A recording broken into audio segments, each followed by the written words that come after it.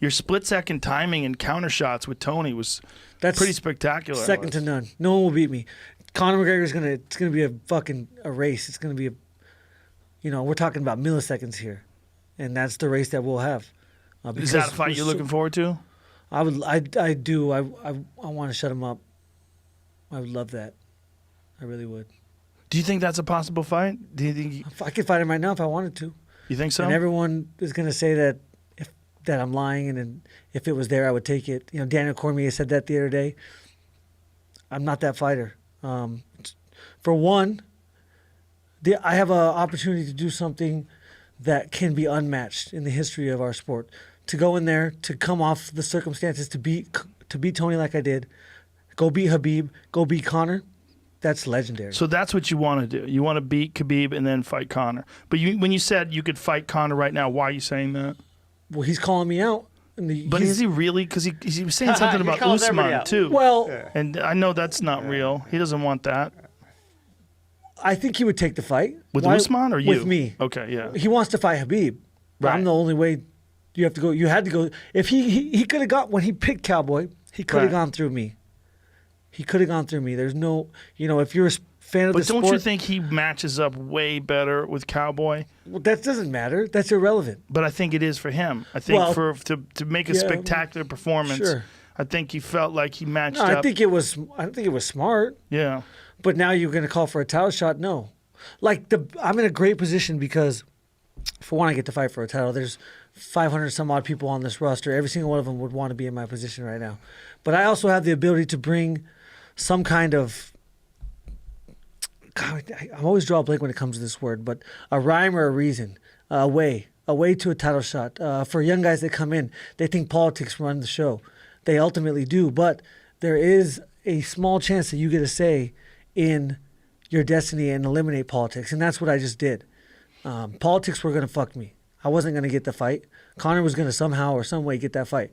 And now I got the chance to go out there, and I did what I did. Well, but just through the virtue of your performances, you become incredibly popular, and that's enough. That's enough. It's popularity is everything. I mean, it's a weird game. Yeah, you have to win. You have to win. But it's also the way you win. Like you, and also 100%. You winning the way you did in Florida when there was nothing else going on in the world. Yeah. There's no live sports. And so you winning the way you did and doing it in such spectacular fashion against a hugely respected guy like Tony Ferguson, that makes you undeniable. And when you're undeniable, weird things happen. Timing is everything. Doors get opened. Timing is everything. It was a perfect time. It was. Destiny, whatever it is. I don't put anything into any of those things. I just do what I can do today. But, timing is everything, and it feels like that was part of my destiny to have the opportunity at that time under these circumstances. Well, it certainly is a magical storyline. If you were writing a movie, I mean, that would be the best way to. And when I go beat Khabib and then I beat Conor, what run in the history of this sport has been better? Coming off 2 losses, getting counted out. That's what I'm here for. That I can inspire the world. Now, do they have anything lined up for Conor now? Because Conor keeps talking like something's happening. He's so back and forth from the boxing to the MMA that it's right. He keeps talking about fighting Floyd again. He's trying to talk people into that he's the number one. I would say he said he was going to come back and do the season. If you have to put an argument for yourself, you're not that Where's man. the season? Like he talked about doing the season, and don't get me wrong, I respect the shit out of him. He can fight his ass off, but he was like, I'm going to do a season. I'm going to have 3 fights in 3 months or whatever he had said, and.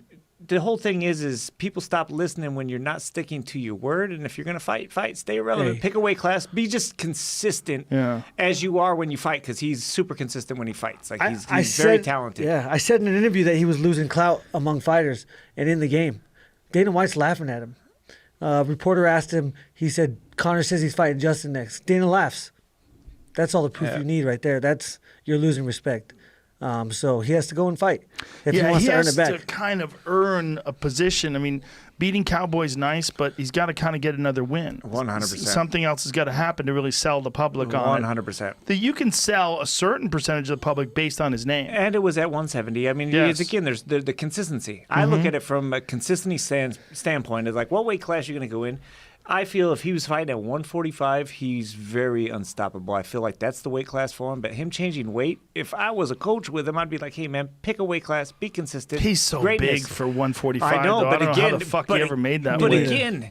again, he came from He's those also weight classes. super hungry. He's getting up to stronger dudes. Yes. Like his speed is key, and when Yeah. you go up bigger weight classes, you start to lose your speed. Well, that's why That's the his big Usman thing. fight I thought was so ridiculous. When Yeah. I saw them, Usman was posting photos of that. I'm like, that is so crazy because Totally. Usman is enormous Yep. and he's so powerful. I was sparring with him for this camp. William? He's a big dude. Yeah, he's a big guy.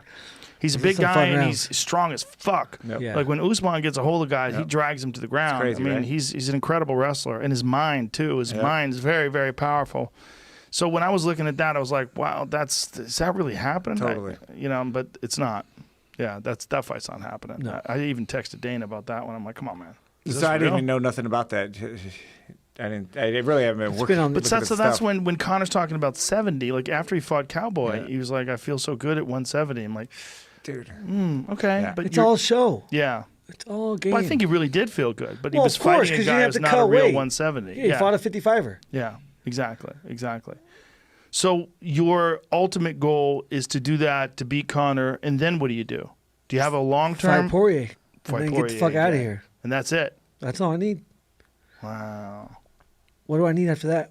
Yeah. That would be legendary. I'd make plenty of money, which is ultimately what I'm here to do. And I took control of my destiny, which is all I asked for. Yeah, so it's good. Business wise, the smart move could be, right now to fight Conor, because obviously that's a lot of money. I think you have more leverage. But beating Khabib, I make way and more you money. Make a lot more money yeah. when I beat Khabib and then fight. Yeah. If Conor's not there, I'll fight Poirier. He's not on my list. Conor's not necessarily. Khabib and Poirier are the two on my list right now. If I fight them.